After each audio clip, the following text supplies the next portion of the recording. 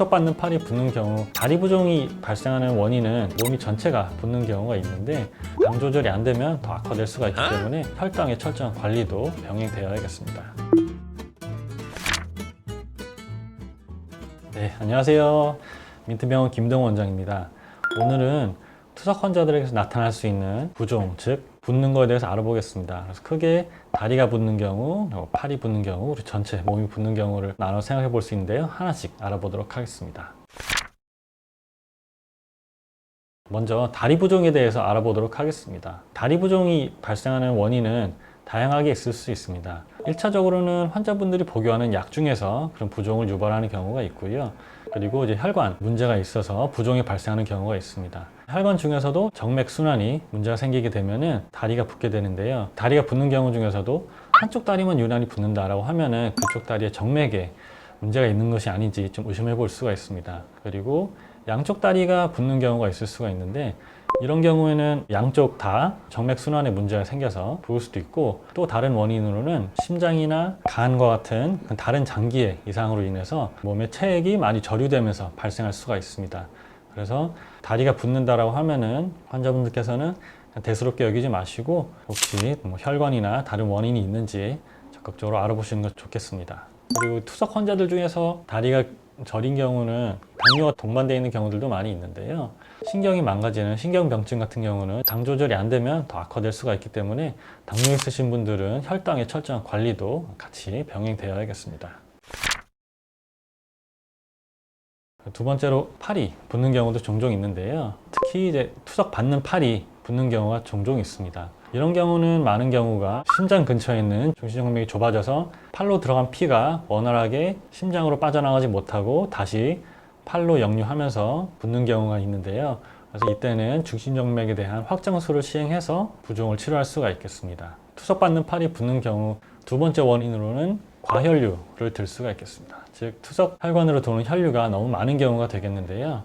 이런 경우에는 들어오는 동맥하고 연결된 유입부를 줄이는 수술을 해서 혈류량을 줄여주면 팔 부종이 개선되게 됩니다. 세 번째로는 투석 혈관과 연결된 격가지로 피가 많이 새어나가면서 그것 때문에 팔이 붓게 되는 경우가 있습니다. 그래서 그런 경우에는 격가지 위에 피부를 일부 살짝 절개해서 격가지를 묶어서 격가지로 새는 혈류를 차단해주면 부종이 호전되게 됩니다. 그래서 투석받는 팔에 문제가 있다, 계속 붓고 불편하다라고 하면은 저희 병원에서 혈관 관련돼서 어떤 원인인지 파악을 하고 적절한 치료를 받으시면 좋겠습니다. 그리고 팔, 다리 어디 한 군데 국한된 게 아니라 몸이 전체가 붓는 경우가 있는데, 그런 경우에는 아까 말씀드린 심장이나 간 그런 장기의 기능이 떨어져서 몸 전체에 체액이 저류되는 경우가 있고, 또 하나는 투석 받으실 때 설정하는 건체중이 있는데 건체중이 환자분 상태와 맞지 않게 너무 높게 설정되어 있으면 투석을 다 하고 나서도 물이 충분히 빠지지 않은 상태가 돼서 온몸이 부어 있을 수가 있습니다. 이런 경우에는 투석병원 원장님하고 상의를 하셔서 건체중에 대한 재설정이 필요하지 않은지 좀 상의해 보시는 게 필요하겠습니다.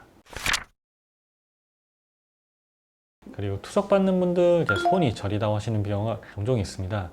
손저림은 크게 혈관과 관련된 경우와 관련되어 있지 않은 경우로 나눠서 생각할 수가 있는데요. 혈관과 관련된 경우는 도류증후군이라고 해서 투석 혈관이 손으로 가야 될 피를 뺏어가기 때문에 손으로 가는 피가 부족해져서 발생하는 증후군입니다. 이때 혈류가 너무 많아서 너무 많은 피가 뺏기는 경우에는 투석 혈관의 혈류를 줄이는 시술이나 수술을 통해서 반대로 이제 손으로 내려가는 혈류를 더 증가시켜서 증상을 완화할 수가 있고요. 하지만 혈관은 괜찮은데 신경 자체가 좀 병들어서 그렇게 불편한 증상이 나타날 수가 있습니다.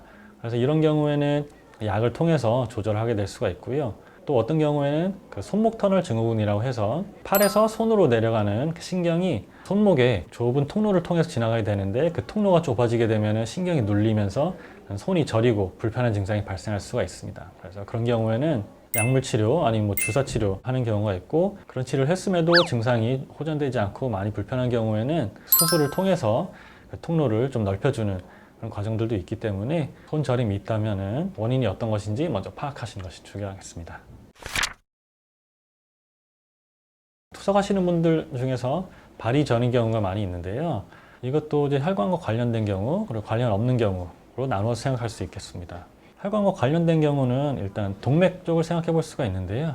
발로 내려가는 동맥이 좁아져 있으면은 그것 때문에 발에 피가 부족해서 저린 증상이 발생할 수가 있고요. 또 하나는 정맥, 하지정맥류가 있어서 다리로 내려온 피가 잘 빠져나가지 않고 붓고 하다 보면 그것 때문에 불편하고 저린 증상이 발생할 수가 있습니다. 또 다른 원인으로는 이제 신경 자체가 망가져가지고 특별한 문제가 없음에도 불구하고 신경에서 계속 저린 신호를 보내게 되는 건데요. 그런 경우에는 약물 복용을 통해서 1차적으로 증상을 좀 조절해 볼 수가 있겠습니다. 네, 오늘은 이렇게 투석 환자들한테서 나타날 수 있는 팔, 다리, 전신 부종, 저림에 대해서 알아봤는데요.